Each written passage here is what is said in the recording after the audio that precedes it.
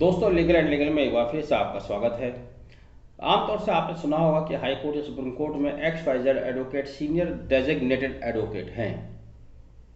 ये senior designation उनको किस तरह से दिया जाता है, कौन है जो उनको सीनियर डेजिग्नेशन देते हैं, या सीनियर अधिवक्ता कहलाने का क्या क्राइटेरिया है, विशेष तौर से हाई कोर्ट और सुप्रीम कोर्ट में, इसी पर आज हम चर्चा करेंगे। और ये चर्चा में इसलिए आया क्योंकि हाल ही में इंदिरा जयसिंह सीनियर लॉयर हैं जो कि सुप्रीम कोर्ट में प्रैक्टिस करती हैं, किसी परिचय की मोहताज नहीं है। इंदिरा जयसिंह ने एक क्वेश्चन उठाया था सुप्रीम कोर्ट के समक्ष कि सीनियर डेजिग्नेशन के लिए 10 पॉइंट्स जो दिए जाते हैं वो 10 पॉइंट्स देने का तरीका गलत है, उसमें सुधार की ज़रूरत है। उनकी इस एप्लीकेशन को सुप्रीम कोर्ट द्वारा माना भी गया और उसमें संशोधन भी किया गया। यह बात आपको तब समझ में आएगी जब पहले आप पूरी एक प्रक्रिया समझ लें कि आखिर ये सीनियर डेजिग्नेशन किस तरह से दिया जाता है। तो पहले मैं बात करता हूँ इंदिरा जयसिंह द्वारा बिल्कुल शुरू में 2015 में एक रिट पिटीशन फाइल की गई थी जो कि 454/2015 सुप्रीम कोर्ट के समक्ष civil writ petition Mrs Indira Jaising बनाम सुप्रीम कोर्ट ऑफ इंडिया के नाम से दर्ज की गई।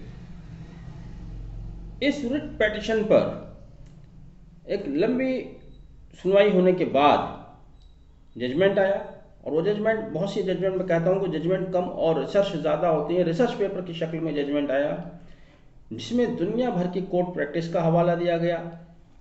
भारत में भी ब्रिटिश पीरियड के टाइम जो प्रक्रिया थी जजेस की अपॉइंटमेंट की, एडवोकेट्स की अपॉइंटमेंट की, उन सबका हवाला दिया गया और उसके बाद एक गाइडलाइन जारी किए गए, एक नतीजे पर पहुँचे गए। चूँकि इंदिरा जयसिंह जो अधिवक्ता हैं उनका कहना यह था कि हाई कोर्ट या सुप्रीम कोर्ट में सीनियर डेजिग्नेशन देने की जो प्रक्रिया है वो गुप्त वोटिंग के द्वारा है, जो कि संविधान द्वारा दिए गए राइट आर्टिकल 14, आर्टिकल 15 का वायलेशन है और ये जस्टिफाइड नहीं है। इसके लिए कोई एक क्राइटेरिया सेट होना चाहिए। उनकी इस रिट पिटीशन के बाद जिसका मैंने जिक्र किया, एक क्राइटेरिया बनाया गया। वह क्राइटेरिया क्या है वो मैं आपको बताऊंगा। सुप्रीम कोर्ट ने कहा 2018 में गाइडलाइन जारी किए गए कि एक कमेटी बनाई जाएगी जिसको committee for designation of senior advocates के नाम से जाना जाएगा, जिसमें chief justice of India chairperson होंगे, 2 सीनियर मोस्ट जजेस इसके मेंबर होंगे, एक मेंबर इसके अटॉर्नी जनरल ऑफ इंडिया होंगे और एक मेंबर इन तीनों द्वारा नॉमिनेटेड किए गए बार का एक पर्सन होगा। इस तरह से कमेटी कॉन्स्टिट्यूट की गई। यह कमेटी साल में 2 बार बैठती है, जुलाई और दिसंबर में। अधिवक्ताओं द्वारा एक आवेदन मांगा जाता है, उनको एक प्रेस्क्राइब्ड फॉर्म पर यह आवेदन देना होता है। अब क्राइटेरिया क्या है वो मैं बता दूं आपको। सीनियर डेजिग्नेटेड एडवोकेट कन्फर्मेंट होने के लिए कुछ पॉइंट्स रखे गए हैं। ये पॉइंट्स 4 आधार पर दिए जाते हैं। पहला, ऐसे अधिवक्ता जिनकी वकालत, जिनकी प्रैक्टिस हाई कोर्ट या सुप्रीम कोर्ट जहाँ का भी विषय है 10 साल से 20 साल हो गई है, उसको 10 पॉइंट दिए जाएंगे। 20 साल से अधिक की प्रैक्टिस के लिए 20 पॉइंट्स दिए जाएंगे, लेकिन मैक्सिमम 20 पॉइंट्स ही होंगे, यानी कि 10 पॉइंट्स उनको पहले मिल चुके तो अब आगे 10 पॉइंट्स ही और मिलेंगे।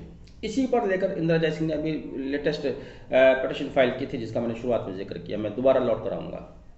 20 पॉइंट्स, 40 पॉइंट्स होंगे उन एडवोकेट्स के जजमेंट जो कि रिपोर्टेड हैं या अनरिपोर्टेड हैं, एक इम्पैक्ट डालते हैं, जो कि वेरियस फील्ड के हो सकते हैं, चाहे वो वेरियस ब्रांचेज ऑफ लॉ जैसे कि कॉन्स्टिट्यूशनल लॉ हुआ, इंटर स्टेट वाटर डिस्प्यूट्स हुआ, क्रिमिनल लॉ हुआ, arbitration law, corporate law, family law, human rights, public interest litigation, international law relating to women etcetera. 40 points. 15 points उनके publications के होंगे।